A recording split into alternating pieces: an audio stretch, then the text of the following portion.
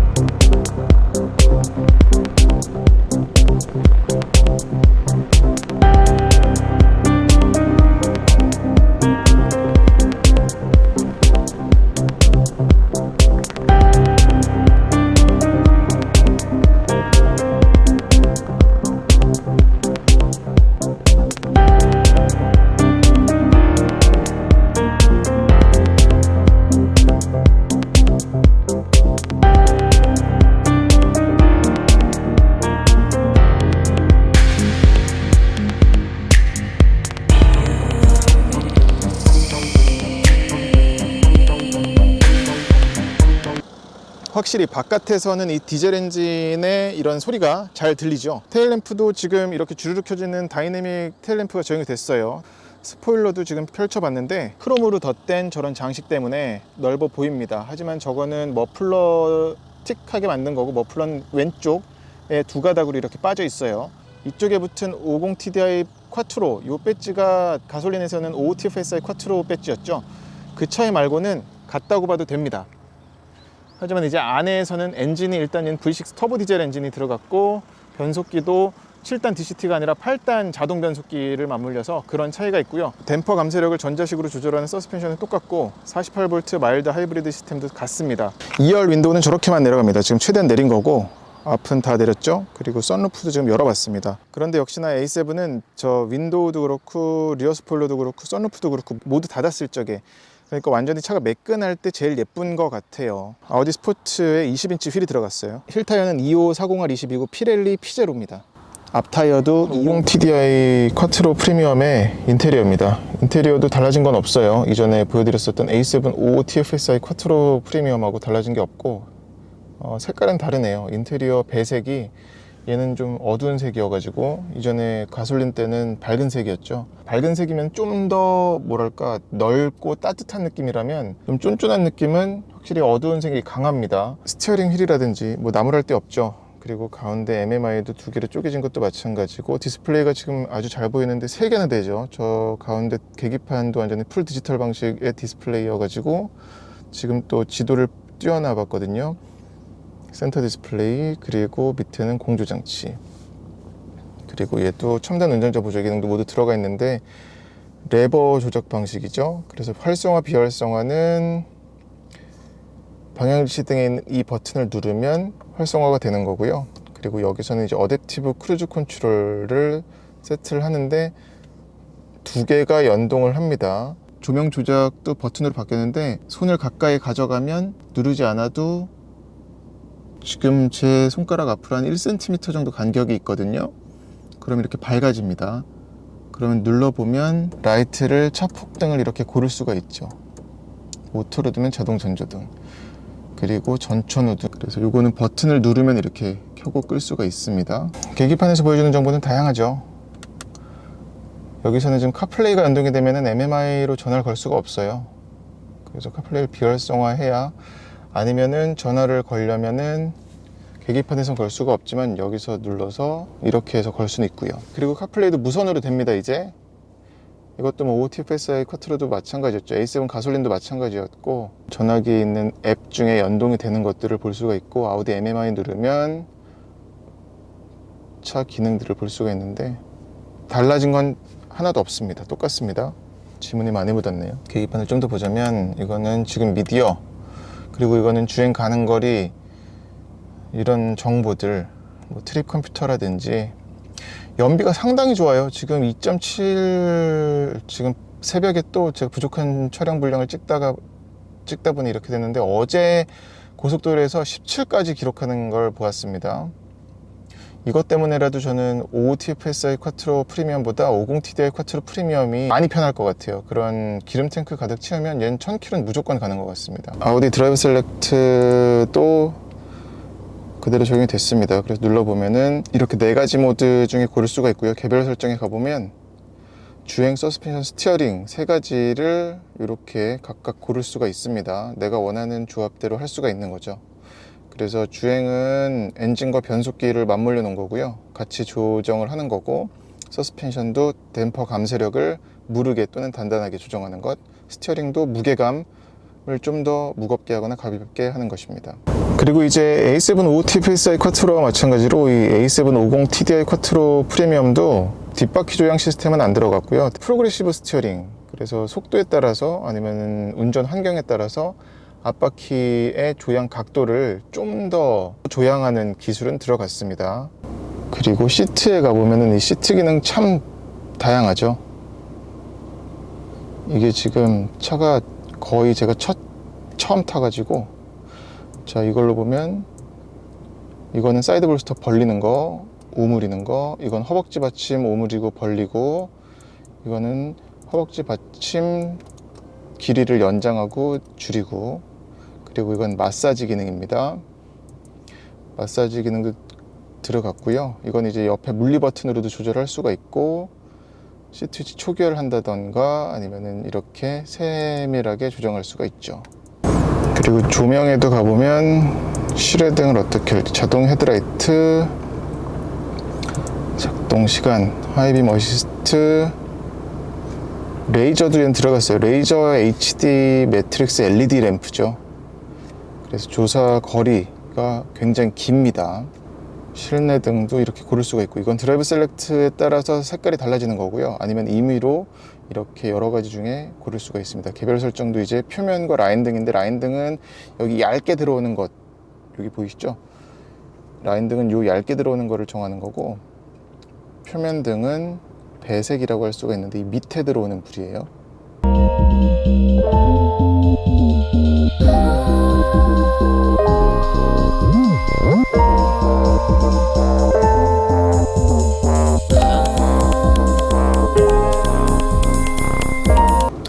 운전자 지원 시스템도 개별 설정에 가보면 거리 경고, 아우디 프리센스, 사이드 어시스트, 교차로 보조 시스템, 하차 경고 시스템, 휴식 권장, 이런 것들.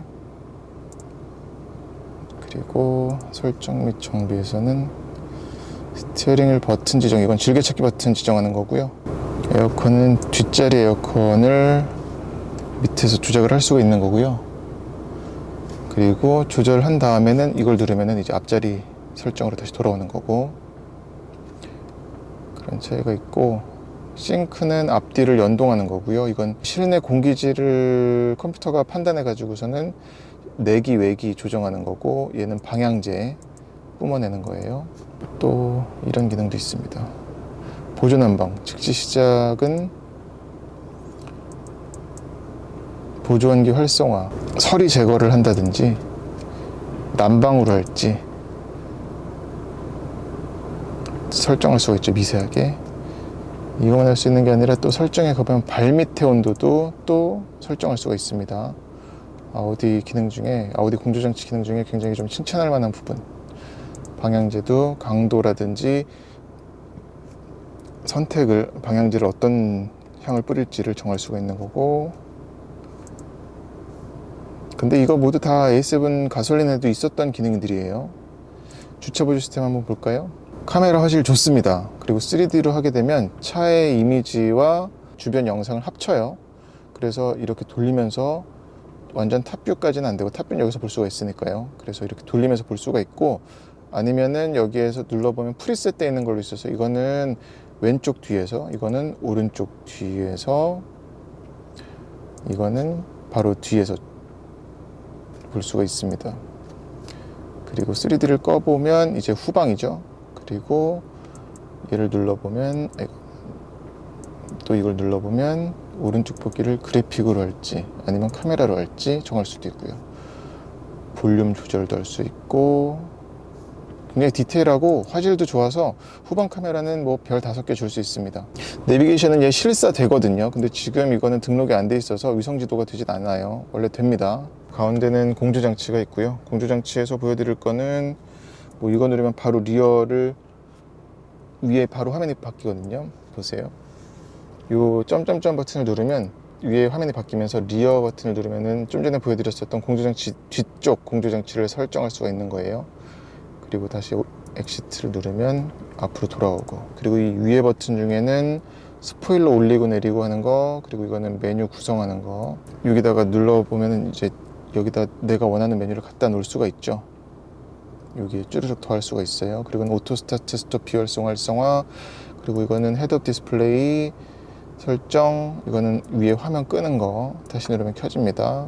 엔진 시동 버튼하고 후방 카메라, 그리고 아우디 프리센스 360 한 번에 볼 수 있고, 볼륨 조절, 트랙 넘기는 거, 그리고 기어 노브 멋지죠. 또 전자식 파킹 브레이크, 오토 홀드 활성화 비활성화, 그리고 컵홀더 마감 좋습니다.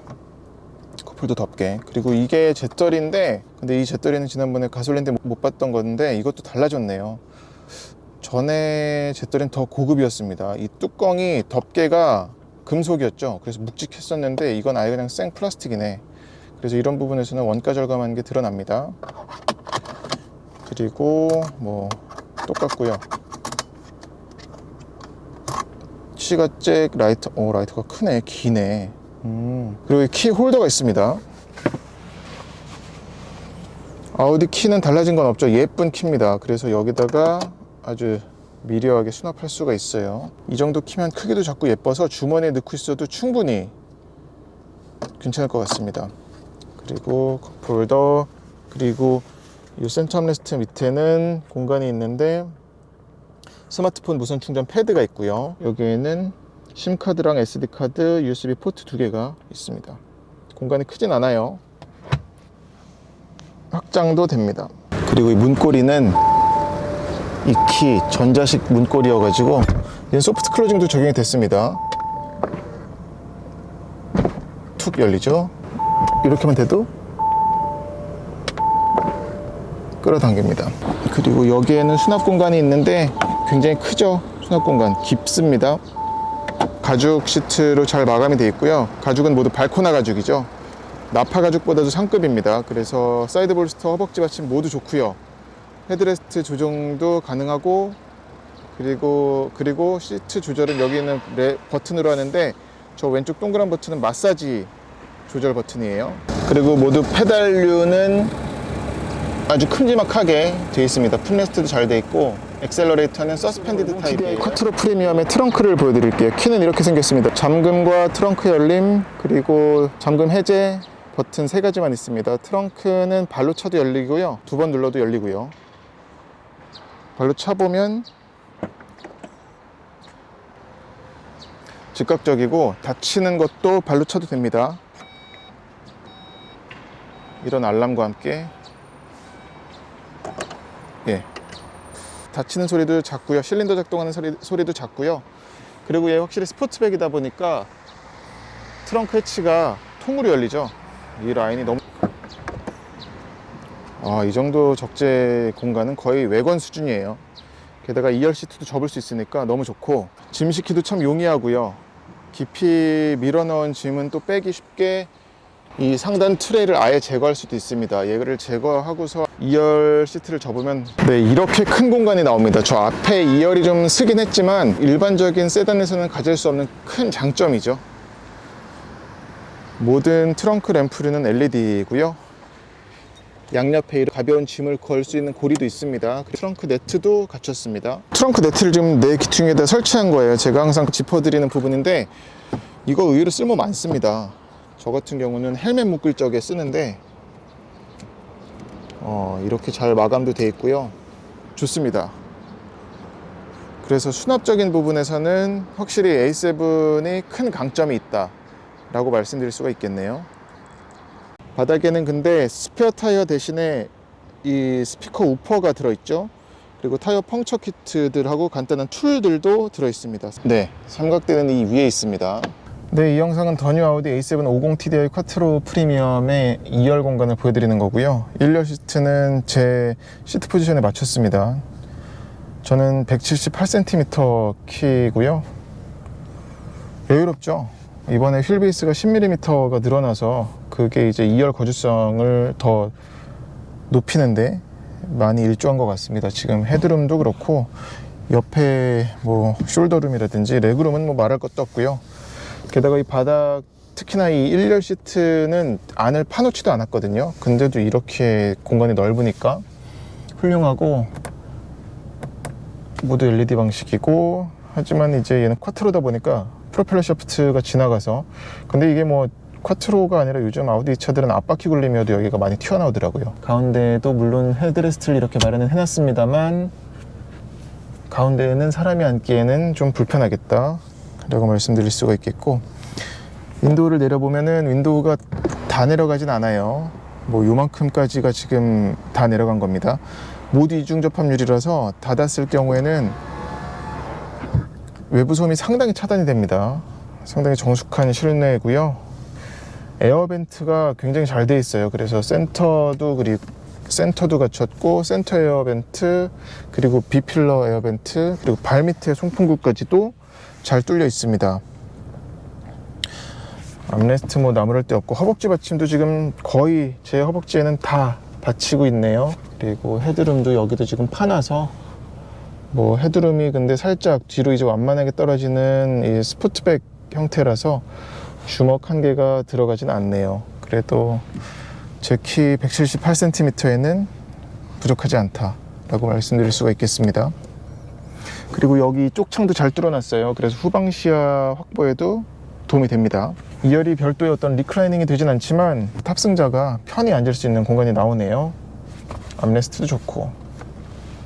하지만 이 헤드레스트는 지금 이게 제가 뽑은 게 전부예요. 그래서 저보다 키가 큰 사람이라면 좀 걸릴 수 있을 것 같긴 합니다. 한 단계밖에 뽑지를 못하는군요. 네, 이 영상은 더 뉴 아우디 A7 50TDI 쿼트로 프리미엄 2열에 카시트 장착했을 적에 어떤 공간이 아이고 멋쟁이네. 어떤 공간이 나오는지 보여드리는 거고요. 지난번에 A7 OTFSI 쿼트로 프리미엄 때는 제가 앉았던 건 보여드렸지만 카시트 장착했던 건 못 보여드렸어서 이렇게 준비해봤습니다. 원태야, 이 차는 아우디 A7이야. 뭐라고? 아우디 A7. 나 지금 못 들었어. 너 자꾸 들었으면서 못 들었다고 하고 있지? 아우디 A7, 에이스가 아니라 아우디 A7. A7. 이어서 60km 오른쪽 방향입니다. 뭐야? 아우디 A7. A7. A7 50TDI는 흡참에도 신경을 많이 쓴 것 같아요. 그래서 유리도 지금 뭐 앞뒤 모두 이중 접합을 썼고, A7 55TFS와에 비교하더라도 도어 안에 흡참재를 더 쓴 게 아닌가. 아무래도 디젤 차다 보니까 그 부분이 있고요. 그리고 진동적인 부분도 지금 이 스티어링 휠이라든지 시트, 페달 통해서 전해지는 진동도 참 잘 잡았습니다. 거의 느껴지는 게 없고요. 2열 공간에서도 큰 차이는 없습니다. 앞자리. 네, 이제 더 뉴 아우디 A7 50 TDI 쿼트로 프리미엄 주행을 해보겠습니다. 지금 해가 거의 넘어가가지고 마음이 급한데 중간중간 막 영상을 껴서 좀 보여드릴게요.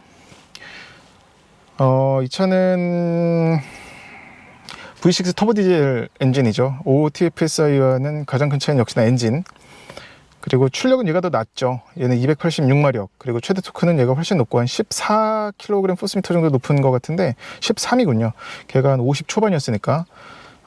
얘는 63.22kg 포스미터고 최대 토크가 나오는 회전 수가 낮진 않아요. 2250부터 3000까지 좁습니다. 밴드가. 그리고 최고 출력이 나오는 밴드도 좁아요. 3500에서 4000. 어쨌거나 토크가 세기 때문에 밴드는 좁지만 토크가 세가지고 예상을 해볼 수가 있죠. 꽝터보 같은 거. 그리고 실질적으로 달려보면 완전히 0에서 아이구야 이렇게 나갑니다. 전에 그 A7 OTFSI 같은 경우는 그나마 좀 덜 했었는데 얘는 터빈이 돌다가 이제 훅 하고 올라오는 힘이 있어요. 바깥은 아까는 디젤 엔진 소리는 굉장히 시끄러웠잖아요. 근데 안은 상당히 조용합니다. 지금 통풍 시트를 켜놔서 팬 돌아가는 소리인데 살짝 엔진이 디젤 엔진 가동하는 소리만 들리고요. 그 외에는 없습니다. 지난번에는 남산 소월길에서 보여드렸었죠. 오늘은 대전 대청댐 주변의 산길인데 지금 달려봤는데 이미 차가 확실히 중량이 좀 더 무겁잖아요. 그러다 보니까 그런 무게 배분? 무게감은 더 확실히 있습니다. 오히려 근데 밸런스는 그 OTFSI보다 얘가 더 좋은 것 같더라고요. 차가 무거운데 가운데로 좀 더 몰려있는 느낌이랄까? 그 느낌이 되게 좀 인상적이었습니다. 그래서 차가 A7 OTFSI든 이 50TDI든 둘 다 완전 다이내믹 쪽으로 간 차들은 아니에요. 이번 A7은 완전히 이제 좀 설룬으로 자리매김을 한 것 같고요.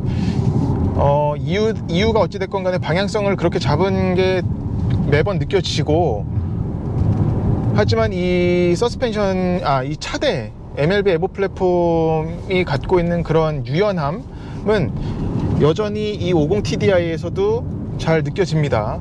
그래서 지금도 이런 돌아나가는 느낌이 이 대형 세단인데도 착 붙어서 나가는 느낌? 심지어 지금 드라이브 모드는 제가 전부 스포츠로 해놨었군요. 이게 근데 스포츠 서스펜션 느낌이 스포츠하고 승차감하고 차이가 많이 나요. 이건 근데 뭐 탑승자 입장에서는 좋을 수 있겠죠.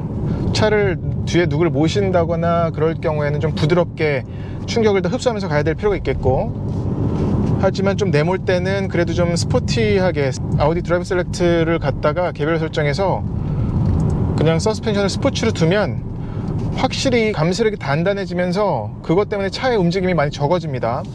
그리고 어떻게 달리든 간에 느껴지는 거는 이 차의 그 V6 터보 디젤 엔진에서 터빈이 그 배기가스가 찰 때 그 기간이 길어요. 터보 레그죠.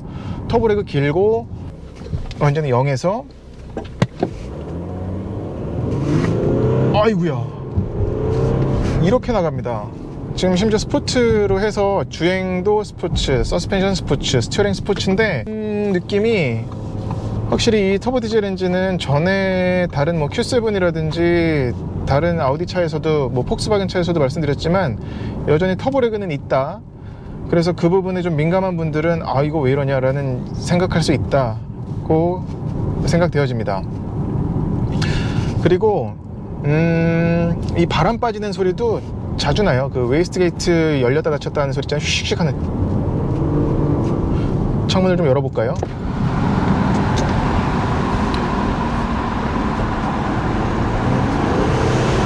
네, 들으셨나요? 그래서 이런 소리가 아주 사람을 좀 많이 내려놓게 만드는 경향이 있지요. 말을 참 제가 예쁘게 했네요.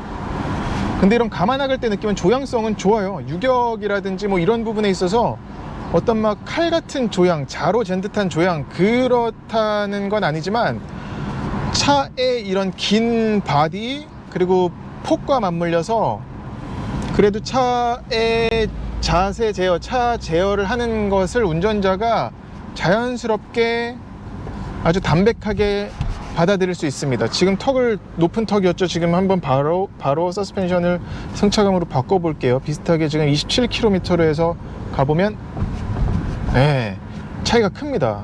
서스펜션이 승차감과 스포츠로 뒀을 적에 차이가 되게 크고, 그래서 뭐 혼자 탈 적에는 스포츠로 둬도, 근데 A7은 서스펜션을 스포츠로 둬도 그렇게 차가 막 딱딱해지고 단단해지는 세팅이 아니어가지고, 얘는 에어 서스펜션이 아니잖아요. 그래서 스프링은 좀 긴데 댐퍼가 그 잡으려는 거를 좀 더 단단하게 잡아줄 뿐이라서 괜찮습니다. 말이 잘 꼬이네요. 지금 오늘 굉장히 지금 시간이 없어가지고 해가 벌써 다 넘어가서 지금 깜깜해 보이실까 걱정인데, 이 조향성 같은 게, 근데 이 네 바퀴 굴림이 지금 얘 뒷바퀴 조향도 안 들어갔어요. 이건 뭐 공통으로 OTFS에도 그렇고 50TDI도 그렇고 안 들어갔는데 Q8엔 들어갔죠. 아무튼 이런 느낌이, 깊은 코너를 돌아갈 때 느낌이 좋아요. 좋다는 게 막 뒷꼬리가 늘어난다, 선이 이렇게 호가 많이 부푼다, 라인이 부푼다라는 느낌은 있는데 그게 위화적이지 않습니다. 그래서 불안하지 않게 부풀어 가지고 그런 부분에 있어서는 약간 어쩌면 근데 디젤 엔진이 그 피드백이, 스로틀 리스판스나 이런 게 즉각적이지 않아서 더 내려놓게 되는 걸 수도 있어요. 아무튼 오늘 A7 550TDI는 가솔린 모델과 비교했을 적에 어떤 승차감, 어떤 주행 질감을 보여주는지에 초점을 맞춘 거여가지고, 이런데도 무게로 그냥 누르고 지나가는데도 잘 버텨요. 안쪽은 지금 바퀴가 완전히 들렸거든요. 그리고 바깥으로만 지금 눌려서 가는데도, 지금도 바깥으로만 눌려서 가는데 돌아나가는 느낌이 상당히 좋습니다. 끈끈한 느낌으로 돌아나가요. 그렇다고 막 안 돌아나간다는 게 아니라, 차가 그만큼 두 바퀴로 완전히 그립이 생기는데도 두 바퀴에 거의 의지하다시피 해서 돌아나가는데도 불안한 거동이 아니라는 말씀이고, 그럼에도 이 터보레그는 번번이 가속할 때마다 걸리고, 스포츠로 둔다 한들 터보레그가 줄어든다는 느낌은 강하게 들진 않고, 하지만 조향성이 좋아서 달리다 보면 차가 어떤 불안하게 느껴지지는 않아요. 그것 때문에 마음껏 탈 수 있는 세미 스포츠 설륜입니다. 이럴 때 느낌 좋습니다. OTFSI 탈 때도 이거 좀 안 나가는데 라는 생각을 했던 터라 50TDI도 그렇게 기대는 안 했었어요. 근데 오히려 OTFSI 같은 경우는 기대치가 좀 높았던 거고, 50TDI 같은 경우는 그런 기대치가 낮아서 그런지 더 편하네요. 그리고 이 8단 시프트, 8단 자동 변속기는 스포티한 그런 시프트 타이밍을 가기보다는 저단에서 고단으로 빨리 옮겨 잡으려는 그런 느낌을 보여줍니다. 그래서 얘를 아예 매뉴얼로 두고 달리면 그래도 뭐 비슷해요. 그리고 브레이크는 살짝 담력이 뒤로 몰려 있습니다. 그리고 운전자가 근데 컨트롤하기는 수월하고. 다시 한번 해볼까요? V6 터보 디젤 엔진의 꽝 발사.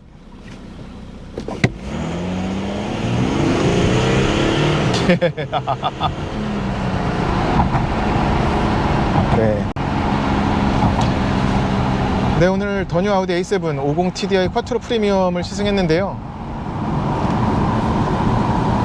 편합니다.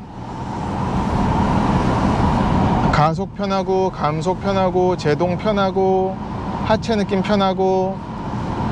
하지만 이 럭셔리한 거는 굉장히 좋죠. 그래서 아까도 말씀드렸지만 벤츠 CLS가 이런 쿠페스러운 세단을 시작을 했다면, CLS 갖다가 그 꽃을 피운 거는 이제 아우디고, 지금 요즘 차들이 많이 쿠페라이크한 세단이 나오고 있죠. 뭐 제네시스 G80도 그렇고, BMW 6 시리즈도 그렇고, 8 시리즈도 그렇고. 그럼에도 이번에 이제 더 뉴 아우디 A7 같은 경우는 더욱더 그런 좀 테크와 하이테크화된 게 많아서, 그리고 또 그게 인위적이지가 않아요. 지금 이 디스플레이 두 개를 쪼개 놓은 것이 상당히 조작할수록 이제 편해지는 것 같아요. 물론 뭐 조작할수록 편해진다는 게 뭐 당연한 얘기긴 한데, 굉장히 좀 잘 구분을 해 놓은 것 같습니다. 이 지문 묻는 거 빼고는 아쉽지 않은 그런 기능성이에요. 그리고 럭셔리 설룬이라는 걸 잘 드러낼 수 있는 인테리어 요소가 이런 잉여 공간들, 저렇게 계단식으로 이렇게 쪼개 놓은 것들, 이런 것들도 보면 참 어떤 탑승자가, 사람이 고급 주택, 고급 자동차라는 것을 어디에서 느낄 수 있는지를 굉장히 이미 노하우가 많이 쌓였다는 걸 알 수가 있죠. 단지 어떤 이런 소재적인 거, 진짜 리얼 우드, 리얼 알루미늄, 그리고 또 이 아주 소프트한 가죽, 이 아주 부드러운 가죽, 또 조명, 그리고 또 어떤 청각적인 사운드도 바깥에서 들어오는 그런 불쾌한 소리나 이런 것들은 잘 차단을 하면서도 차가 내는 기본적인 그런 어떤 오디오라든지 아니면 이런 방향지시 등이라든지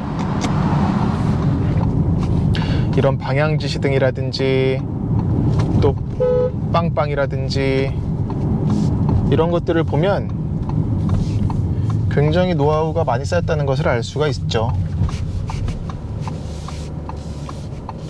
네, 이상으로 더 뉴 아우디 A7 50 TDI 쿼트로 프리미엄 시승은 마치겠습니다.